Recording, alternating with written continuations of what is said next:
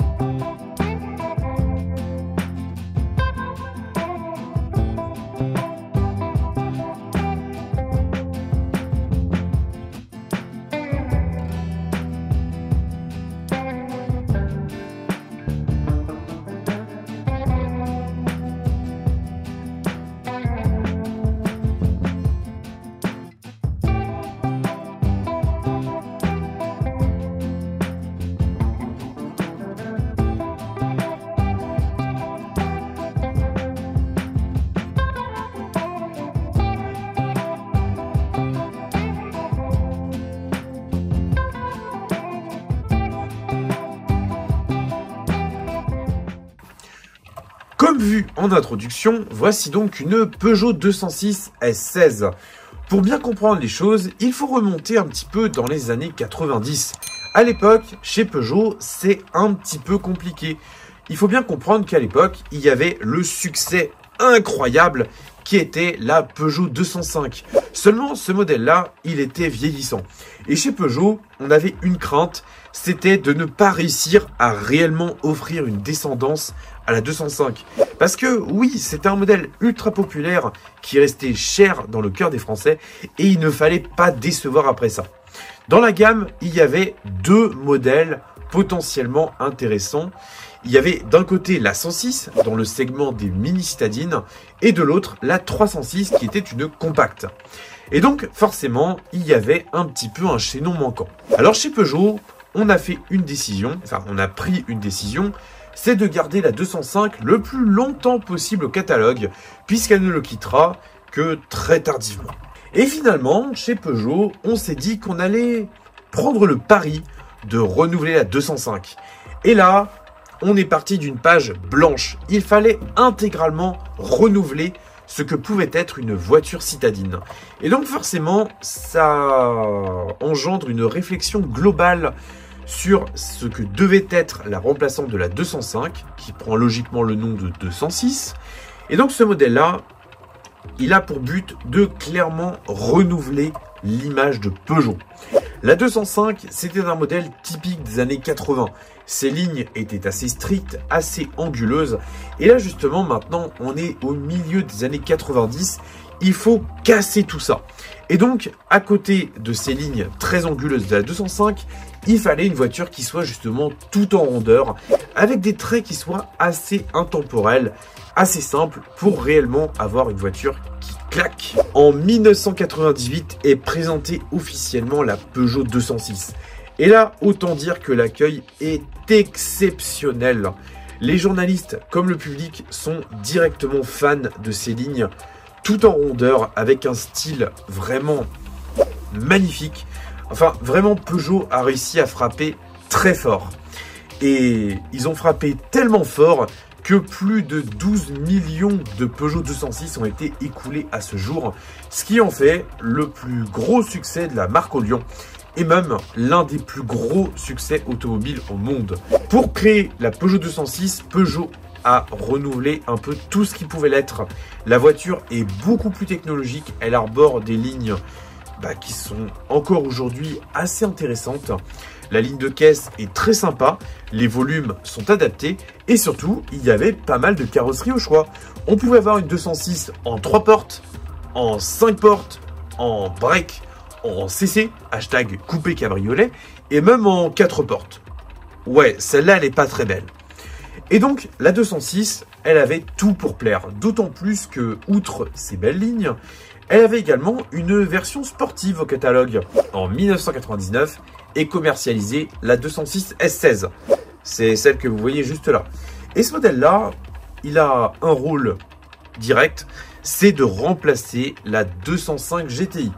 Alors, au niveau de la puissance, on a un moteur 2 litres, 4 cylindres en ligne atmosphérique, d'une puissance de 138 chevaux. Sur le papier, ça fait un gain de 8 chevaux par rapport à la 205, mais la 206 voulait être un petit peu plus vivable au quotidien. Donc, elle est un petit peu moins joueuse que la 205 GTI, mais elle est également un peu plus efficace tout en étant plus confortable. Et finalement, ce compromis-là, il plaît beaucoup. En 2003, Peugeot ira même beaucoup plus loin en commercialisant la Peugeot 206 RC avec le moteur 2 litres poussé à 177 chevaux. Toujours est-il que la 206 S16, ça a souvent été la 206 favorite des jeunes permis et de ceux qui voulaient une sportive à pas cher. Parce que oui, 138 chevaux pour à peine une tonne, bah il y a clairement de quoi s'amuser. D'autant plus qu'on a un moteur qui est très sympa, qui a une belle plage d'utilisation et un train arrière qui est plutôt mobile, en plus d'avoir de bons trains roulants et 4 freins à disque. C'est vraiment un très bon compromis. Celles et ceux qui ont pu essayer et avoir une 206 S16 en étaient généralement très contents. En plus, il y avait de très belles couleurs qui étaient proposées. Enfin bref, la 206 S16, c'est clairement une voiture qui a marqué l'histoire de Peugeot. Et seulement, elle a marqué l'histoire de Peugeot parce que son design était clairement banal. Parce que oui, quand on la regarde comme ça, cette 206, on ne se doute pas réellement que c'est une sportive. Parce qu'elle a la même face avant que les modèles phase 1. Le pare-choc est un petit peu plus ajouré que sur les modèles classiques, mais ce même pare-choc sera repris sur les 206 phase 2, avec néanmoins une grille un peu modernisée. Parce que là, oui, on est sur la 206 phase 1, c'est-à-dire le modèle tel qu'il était commercialisé en 99. Un restylage a eu lieu en 2003, mais c'est pas l'objet de cette vidéo. Toujours est-il que la 206 S16 a quand même inauguré un élément de style, c'est les ailes élargies à l'avant. En fait, c'est assez subtil et surtout sur la partie haute des ailes que ça se joue. Et cet appendice-là a également été repris sur les 206 de série, surtout les phases 2. Au niveau de l'arrière, c'est également très sobre. On retrouve des feux classiques. On a simplement une petite sortie d'échappement un peu ovale. Et au niveau du profil, et bien là, c'est la seule différence avec les autres 206, c'est que l'on a des jantes qui sont spécifiques. C'est le modèle Foudre en 15 pouces qui était monté sur les phases 1. Sur les phases 2, c'était les jantes Ouragan en 16 pouces qui sont un petit peu plus grandes. Et surtout sur le modèle phase 2, on a les pare-chocs et protections de carrosserie qui sont couleur carrosserie justement. On a également un petit badge S16 sur les ailes. Et c'est à peu près tout ce qui la différencie d'une 206 classique. Maintenant, il faut qu'on parle de la miniature. Miniature qui était donc extrêmement attendue à l'échelle 1/18e. Vraiment, ça fait peut-être pas des dizaines d'années, mais pas loin, que les passionnés réclament ce modèle à l'échelle 1/18e. Automobile avait déjà fait la 206 RC. C'est vraiment cool de maintenant avoir la S16, qui est une version plus basique. Au niveau de la face avant, c'est clairement pas mal du tout. On retrouve bien les optiques des 206 avec une glace striée propre au modèle phase 1. Les fixations sont relativement discrètes. On a également la peinture rouge Lucifer qui a été très bien restituée. La calandre qui est pas mal du tout aussi. Et le pare-choc qui est tout aussi bon avec sa grille qui est percée un petit peu et son boudin couleur plastique brut. Donc c'est vraiment pas mal du tout. On a également les jantes Foudre en 15 pouces qui sont très bien reproduites ma foi. Derrière, on distingue les disques de frein et les étriers qui sont dans une teinte légèrement plus foncée. Les pneus sont en caoutchouc et ils sont striés sur les bandes de roulement, donc c'est pas mal aussi. On repère qu'on a également les ailes qui sont élargies sur la partie haute. Le logo S16 qui apparaît juste là. Les ajustements sont plutôt bons. Alors naturellement, c'est une miniature en résine, donc il n'y a pas d'ouvrant. Malgré ça, c'est quand même une pièce qui est très sympa.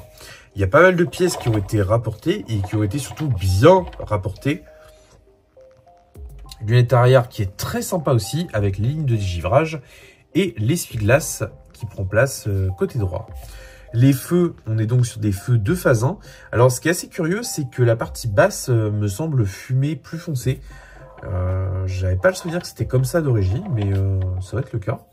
On a également le gros pare-choc qui était de série sur les phases 2 et qui était propre aux 206 S16 et XS, qui a des parties là qui sont un petit peu plus volumineuses.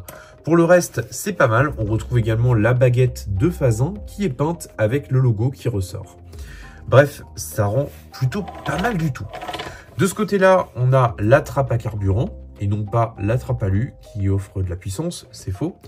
Donc globalement, c'est pas mal. On a une antenne qui est assez fine. Mais malheureusement, le principal reproche que je ferai à cette miniature-là, c'est que elle a de très grandes oreilles. Enfin, des rétroviseurs. Ils sont malheureusement pas assez inclinés. Et surtout, ils sont un petit peu trop gros à mon sens. C'est un peu dommage. Il y a ce même reproche qui est fait sur la 206 RC d'Automobile. Mais hormis ça, c'est vraiment une réplique qui est assez cool. Au niveau du châssis, alors, on est sur un modèle de 2001, comme vous pouvez le voir ici, avec la ligne d'échappement qui est plutôt bien reproduite. Le dessous est globalement correct et c'est une pièce limitée à 2000 exemplaires numérotés, comme vous pouvez le voir. Pas de mauvaise surprise, donc maintenant on va passer à l'intérieur. Alors, on va donc regarder par la fenêtre un petit peu ce qui s'y passe. Alors, je ne l'avais pas évoqué tout à l'heure, mais on a également la console centrale qui est d'un revêtement gris clair. Un appendice qui est devenu de série après, mais qui était une première pour la S16. D'ailleurs, la finition est quand même pas mal du tout. Le gros bouton de warning qui prend place au-dessus. L'écran qui est imprimé. Les aérateurs sont directement reconnaissables. On a également l'afficheur de la climatisation qui est bien là. Le levier de vitesse. Alors sur les 206 S16, on a une boîte manuelle à 5 rapports seulement. Mais ça fait le taf. De l'autre côté, alors vous l'aurez remarqué, c'est pas super facile de distinguer l'intérieur. Mais globalement, Auto s'en est une nouvelle fois très bien sorti. Les sièges sont vraiment pas mal, le revêtement est bon. Et au niveau de la partie basse, on retrouve le levier de vitesse naturellement, mais également l'allume-cigare et le frein à main. Franchement, c'est plutôt bien fait. Au niveau des places arrière, bon bah, c'est pas incroyable, mais c'est correct dans l'ensemble. Alors il faut savoir que les 206 S16 n'étaient proposés que en version 3 portes. Il y a également eu des CC et des SW qui ont eu ce même moteur. Alors, on parle de la S16 pour désigner également le break, mais pour la CC, coupé cabriolet, on parle pas de S16, étonnamment. Bon, toujours est-il que c'est une réplique qui est assez sympa et plutôt bien faite dans l'ensemble. Maintenant, on va refaire tourner un petit peu le plateau et je vais clôturer cette petite vidéo. Bon, quel bilan en tirer? Déjà, je suis très content qu'on puisse enfin avoir une 206 S16 à l'échelle 1/18e. C'est un modèle qui était réclamé depuis tellement longtemps. Et là, elle est enfin là avec une livrée rouge Lucifer qui lui va superbement bien. Il est probable, mais là encore une fois, c'est une simple supposition, qu'Automobile fasse d'autres coloris. Parce qu'il y en a beaucoup qui étaient proposés. Et je pense notamment au gris Iceland, qui est assez emblématique. C'est pas une teinte qui est canon, mais elle a été choisie tellement de fois par les acheteurs qu'elle mériterait sa reproduction. Bon, toujours est-il que ce modèle-là, on peut encore le trouver à moins de 100 € sur le marché de la seconde main. Il y a même des exemplaires qui sont encore neufs en boîte que l'on peut trouver dans cette ordre de prix. Donc clairement, faut pas hésiter parce que ce modèle a clairement toutes les chances de devenir un collector absolu. Je pense qu'elle va être très recherchée dans les prochains mois et surtout dans les prochaines années. Donc vraiment, n'attendez pas. J'espère en tout cas qu'elle vous aura plu. Dites-moi en commentaire ce que vous en avez pensé. Moi, j'ai hâte de vous lire. Et je vous retrouve dimanche prochain pour une vidéo que j'avais envie de tourner depuis très longtemps. Et là, maintenant, j'ai la matière pour le faire. Donc, on ne va pas s'en priver. Bon, sur ce, prenez soin de vous et de votre famille. Conduisez pas comme des pirates, surtout en ville. Salut!